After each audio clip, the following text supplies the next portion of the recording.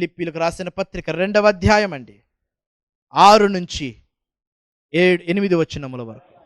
ఆయన దేవుని స్వరూపము కలిగిన వాడయుండి దేవునితో సమానముగా ఉండుట విడిచిపెట్టకూడని భాగ్యమని ఎంచుకొనలేదు గాని మనుష్య పోలికగా పుట్టి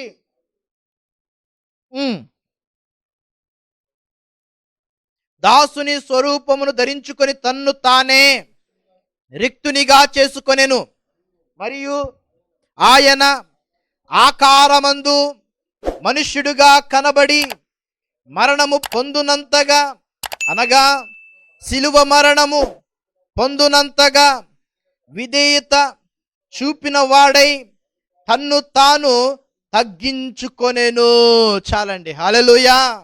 జాగ్రత్తగా గమనించాలి. మొదటిది యోసేపు తను కలిగిన సహనము ఐగుప్తు దేశానికి, ఆ దేశాన్ని శాసించగలిగిన అధికారినిగా నిలబెట్టింది.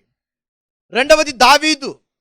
ఈ దావీదు తను కలిగిన సహనము ఎక్కడైతే పరిచర్య చేశాడో, మనం చదివిన మాటలో ఉంది 18వ అధ్యాయం 1 సమూయేలు గ్రంథము, అక్కడ 8వ వచనములో మనం చూస్తూ ఉన్నాం, 5-6 వచనాల్లో చూస్తూ ఉన్నాం. ఏమని?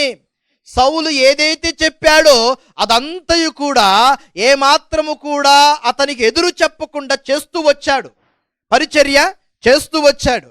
ఆ సహనము కలిగిన తన పరిచర్య ఏం చేసింది అంటే, ఎక్కడ దూషింపబడ్డాడో అక్కడ తనను రాజుగా నిలబెట్టింది. సహనం అనేది అంత పవర్ఫుల్. సహనం అనేది ఏం చేస్తుందంటే దేవుని చిత్తానికి విధేయతను చూపిస్తుంది. ఆ విధేయత కలిగిన వాని పట్ల నీతిమంతుడైనటువంటి దేవాది దేవుడు తన కనుదృష్టిని చూపిస్తాడు. ఎప్పుడైతే తన కనుదృష్టి నీతిమంతుల వైపు ఉంటుందో ఆ నీతిమంతులను దేవుడు ఉన్నతమైన స్థానంలోనికి నడిపిస్తాడు. ఆ నీతిమంతులుగా యోసేపు కనబడ్డాడు, ఆ నీతిమంతులుగా దావీదు కనబడ్డాడు. ఇప్పుడు నీతిమంతుడైన యేసుక్రీస్తు వారి నిమిత్తము ఇక్కడ పౌలు గారు అద్భుతమైన మాటను మనకు సెలవిస్తూ ఉన్నారు. ఏమంటున్నారు అక్కడ?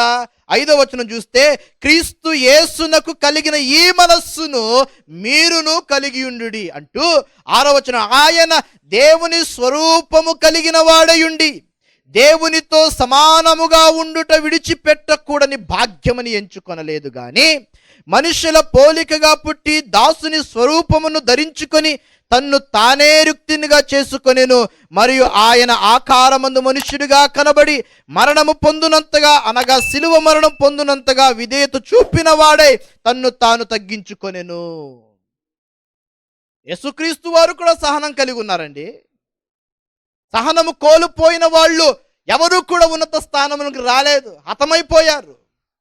అనేకమైనటువంటి యొక్క ఈ లోక ఆశలతో వారు పతనమైపోయారు, అనుకున్న వాటిని పొందుకోలేకపోయారు.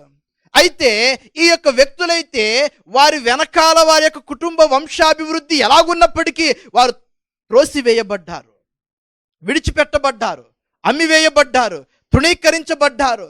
దీనుడిగా, దరిద్రుడిగా, ఏ యోగ్యత లేని వారిగా నిలబడి క్రీస్తులో సహనము కాపాడుకొని, సహనము కలిగి దేవుని చిత్తమునకు విధేయతను చూపి ఉన్నత స్థానములోనికి వచ్చారు. అదే రీతిగా యేసుక్రీస్తు వారు కూడాను తన తండ్రి అయిన దేవాది దేవునికి తనను తాను తగ్గించుకొని రిక్తునిగా చేసుకొని సమానముగా ఎంచబడుట కంటే దీనునిగా తనను చేసుకొని మానవుని శరీరాధారమును కరిగి పొందుకొని ఈ లోకములో మానవుని రక్షణకు ప్రాముఖ్యమైన కారణముగా నిలబడ్డాడు యేసుక్రీస్తు వారు.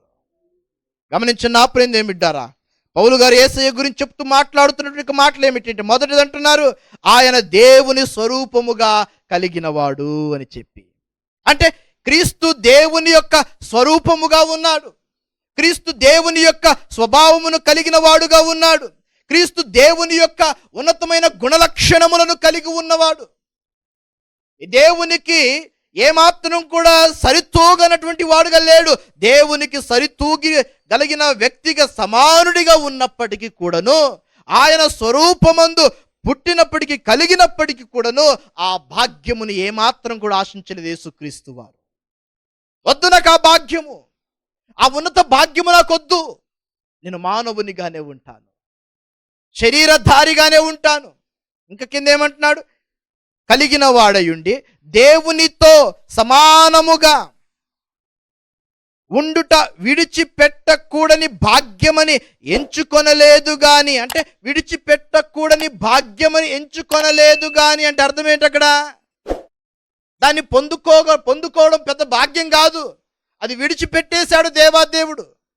యేసుక్రీస్తు దాన్ని విడిచిపెట్టేసి భూమి మీదికి సమానముగా ఉండడానికి, దేవునితో సమానముగా ఉండడము అది కూడదు అని చెప్పి మానవుని దగ్గరికి శరీరధారిగా సామాన్యుడిగా తన్ను తానే ఒక గొర్రె పిల్లలాగా బలి అర్పించినప్పుడు, గొర్రె పిల్ల ఎలాగైతే మౌనముగా ఉంటుందో అలాగ మానవుని పాపములను మోసుకొని పోవడానికి, మానవుని పాపములను కడిగి వేయడానికి, తుడిచిపెట్టడానికి యేసుక్రీస్తు వారి లోకానికి అంతటి మౌనముగా సమానముగా సహనము కలిగి నిలబడ్డాడు, ఈ లోకానికి వచ్చాడు.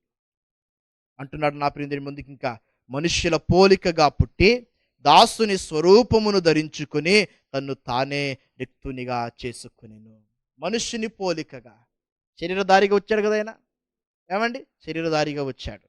ఇంకొకటి తర్వాత దాసుని స్వరూపము. దాసుడు అనగా అర్థం ఏమిటంటే పని చేయగలిగిన వాడు. ఇందాక చెప్పాను కదా, అధికారి అంటే కేవలము దేవుడు ఒక అధికారిగా ఒక వ్యక్తిని నిలబెడితే ఆ అధికారి నేను అధికారిని అని చెప్పి సెల్ఫ్ బోస్టింగ్ అంటే తన యొక్క స్వంత డంబాలు కొట్టుకోగలిగిన వాడికి నిలబడకూడదు. నువ్వు అధికారివా అయితే దాసునిగా పని చెయ్యాలి, నీవు సేవకుడి వలె పని చేయాలి. అప్పుడే నీ అధికారమునకు ఘనత, నీవు కూర్చున్న కుర్చీకి ఘనత, నీకు ఘనత. ఈనాడు ఆ యొక్క ఘనతను పొందుకునే వాళ్ళు వందలో చాలా తక్కువ, వందలో చాలా తక్కువ. నా అంతటకు నేనే ఆ ఘనతను పొందుకుంటాను అనుకొని తప్పటడుగులు వేసి సహనమును కోల్పోయి పడిపోయిన వాళ్ళు చాలామంది. అయితే ఇక్కడ అంటున్నాడు, ఆయన దాసుని స్వరూపమును ధరించుకొని తన్ను తానే రిక్తునిగా సమర్పించుకున్నాడు. తన్ను తానే సేవకుడిగా తనను తానే సమర్పించేసుకున్నాడు. ఇంకా ఆ ప్రియుని బిడ్డలు జాగ్రత్తగా గమనించాలి. ఇంకోటి అంటున్నాడు అక్కడ, ఏమంటున్నాడు అక్కడ? మరియు ఆయన ఆకారమందు మనుష్యుడిగా కనబడి మరణము పొందునంతగా, అనగా సిలువ మరణము పొందునంతగా విధేయత చూపిన వాడై తన్ను తాను తగ్గించుకుని. క్రీస్తు తగ్గించుకున్నాడండి. సహనము